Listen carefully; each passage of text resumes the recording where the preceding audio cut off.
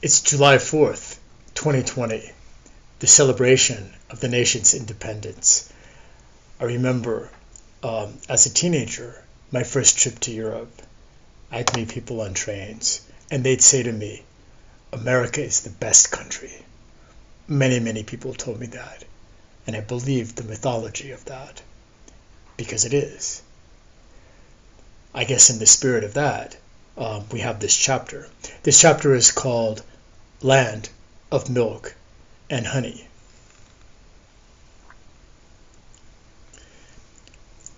Gazing at the nighttime sky with a telescope, contemplating the infiniteness of space, all those stars, fragments of the Big Bang, one gigantic mass of matter from which all things came.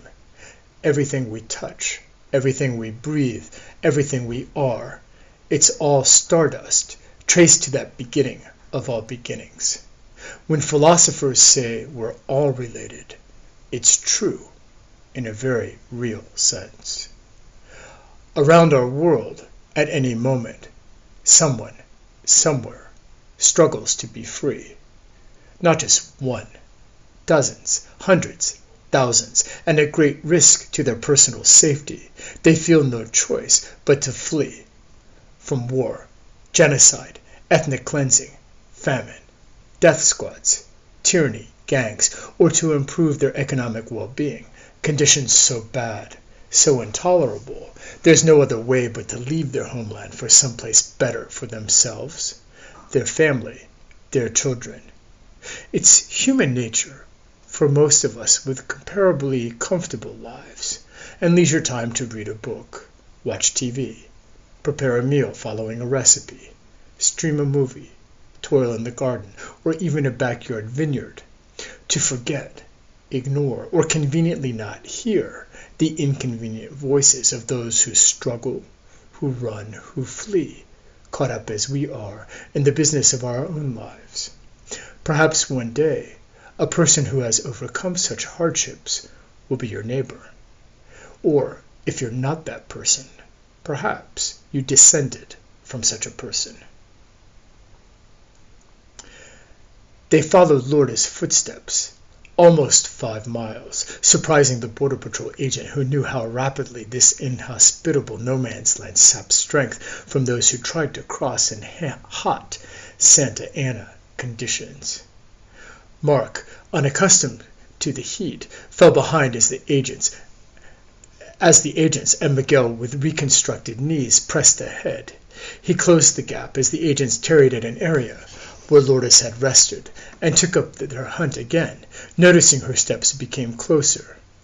As the fisherman knows he's winning the fight and reels in her catch, the agents knew they were getting close when they observed Lourdes had walked in a large circle.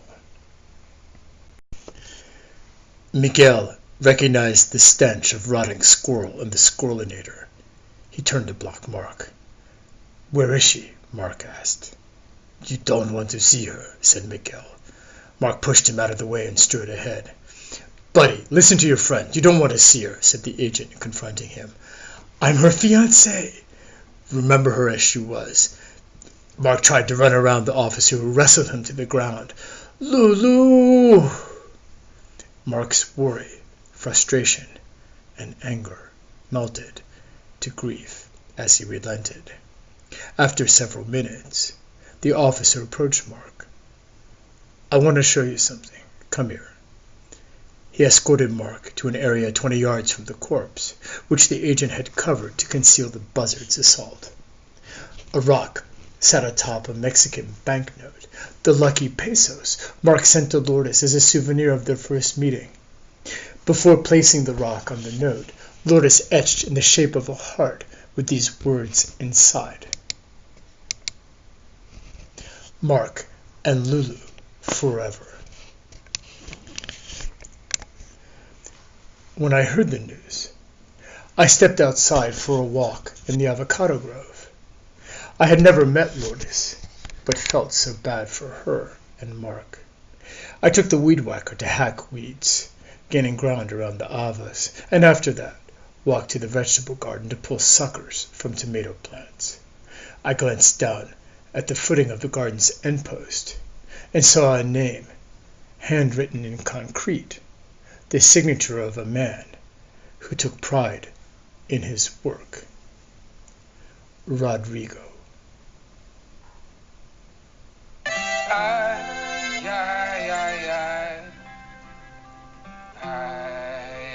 Queridos, ay, ay, ay, ay, ay, ay, ay, ay, estamos perdidos.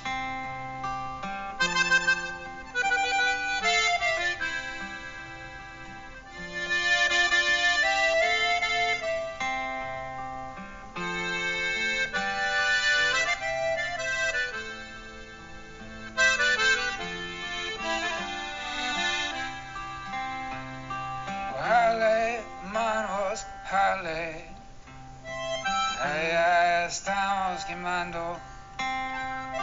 Jale, manos, jale, el diablo está pasando.